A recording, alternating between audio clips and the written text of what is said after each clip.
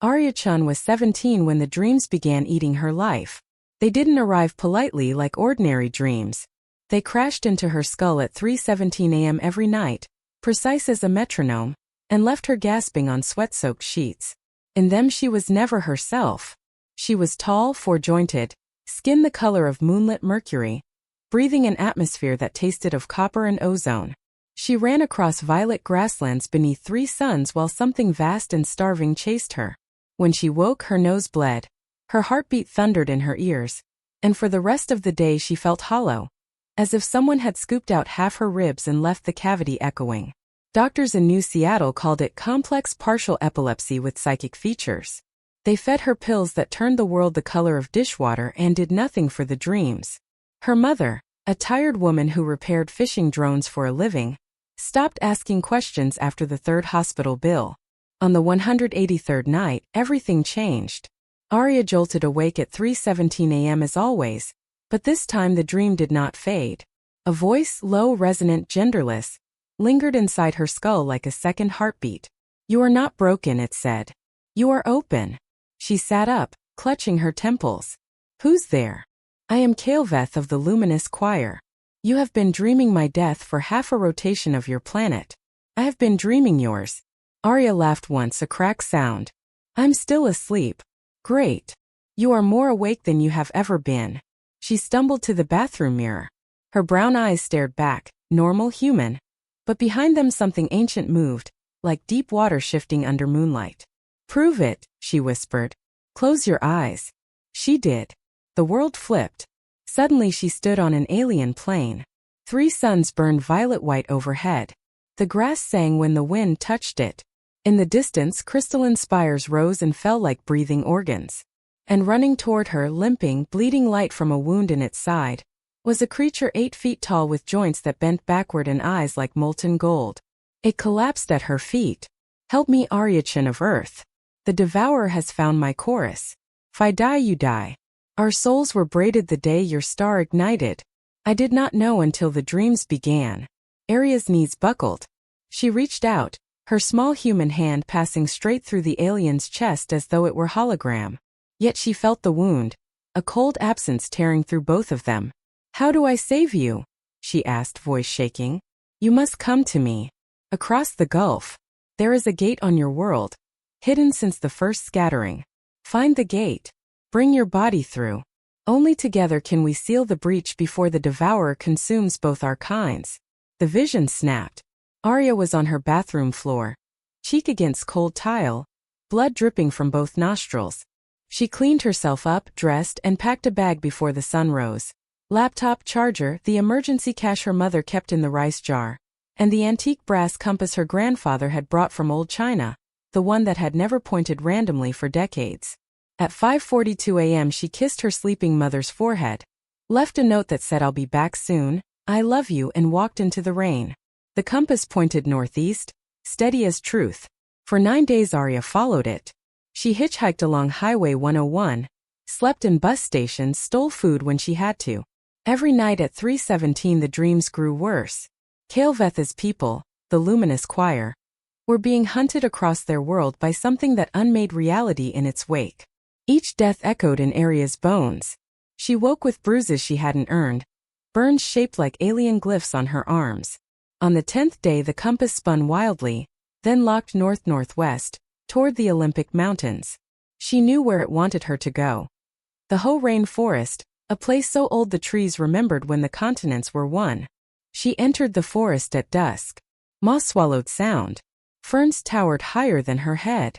The compass needle trembled like a frightened animal. After 3 hours of walking, the trees parted around a clearing no map had ever acknowledged. In its center stood a ring of standing stones, black and glassy, humming with subharmonics that hurt her teeth. Between 2 of the stones the air rippled like heat haze, a gate. Kael'veth's voice returned, gentle now. "Step through, soulbound. I will catch you on the other side." Aria's heart pounded so hard she tasted iron. She thought of her mother waking to an empty apartment, thought of never feeling rain again. Then she thought of the bruises blooming nightly on her skin, of the hollow place inside her chest growing larger every dawn. She stepped forward. The world inverted. She fell upward into violet sky, through layers of color that had no names, until she landed hard on warm crystal sand. Hands for slender, cool fingers each caught her before she struck her head. She looked up. Kael'veth was even more beautiful in reality. Skin shifting from silver to indigo with every breath, eyes glowing soft gold, a mane of light floating around its head like an aurora. It wore armor grown rather than forged, living metal that flexed when it moved. "You are smaller than I dreamed," it said aloud, voice like cello strings underwater. "You're taller," Aria croaked.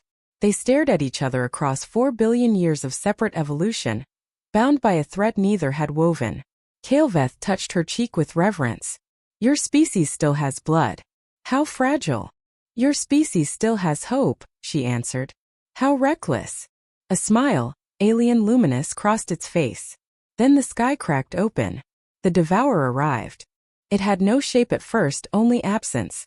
A hole in perception that drank light and sound. Where it passed, the crystalline spires collapsed into dust.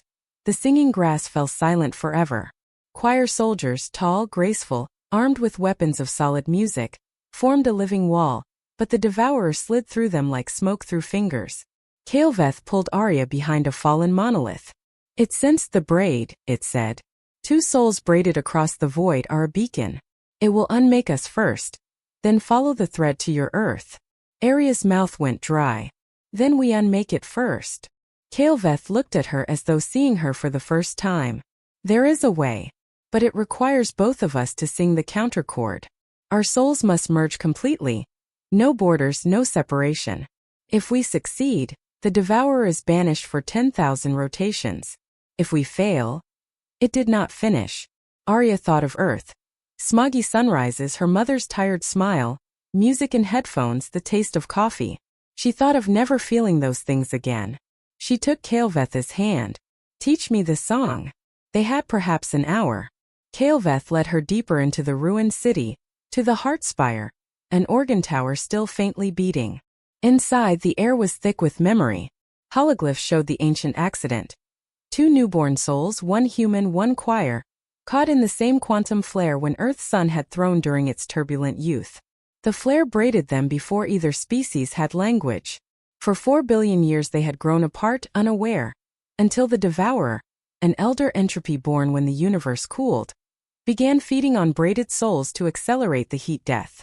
Kael'veth and Aria knelt in the center of the heart spire.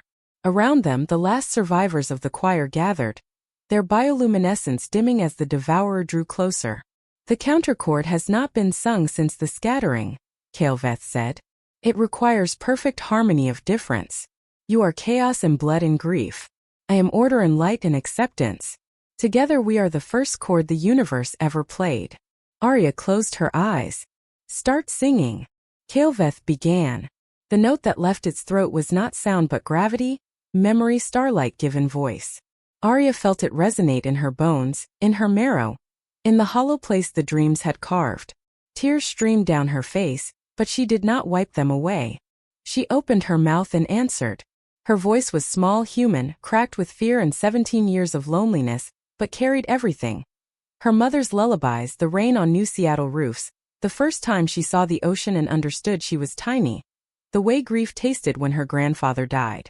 The 2 voices braided. The heart spire blazed. Light white shot through with violet, poured from their joined hands, spiraling upward, punching a hole through the Devourer's darkness. The Devourer shrieked, a sound that aged stone to dust, and recoiled. But it was old. It was patient. It pressed forward. Aria felt her body failing. Human lungs were not built to breathe starlight. Blood vessels burst behind her eyes. She sagged against Kael'veth. "Don't stop," she rasped. "I will not let you die," Kael'veth said, and meant it with every cell. They poured more of themselves into the cord. Aria felt her memories unspool.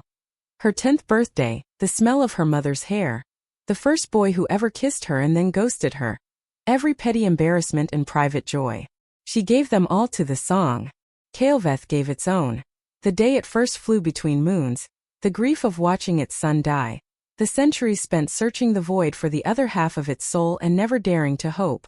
The cord became creation itself. The Devourer unraveled. Threads of darkness peeled away. revealing beneath it the raw stuff of possibility. It screamed once more, this time in recognition, and fled, shrinking to a pinprick, then nothing.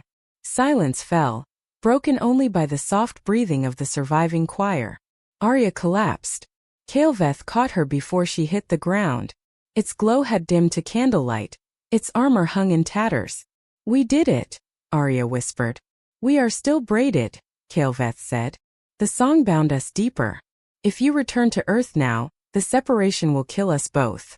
Aria looked around at the ruined city, the choir kneeling in exhausted gratitude, the three suns setting in colors no human retina was meant to perceive. She thought of rain.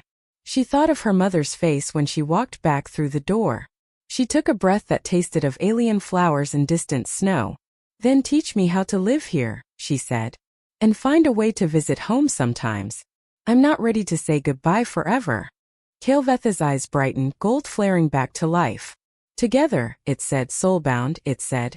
"We will build gates that open both ways." Years later, travelers on Earth's Pacific Northwest trails sometimes report seeing a tall figure in living armor walking beside a young woman with starlight in her hair. They move silently through the Ho Rain forest, hand in hand, pausing now and then to touch the black standing stones. If you stand very still, you can hear them singing, two voices, one deep and resonant, one small and fierce, weaving a chord that holds entire galaxies in place. And if you follow the song long enough, you might find the ripple in the air, the gate that was never truly closed, only waiting.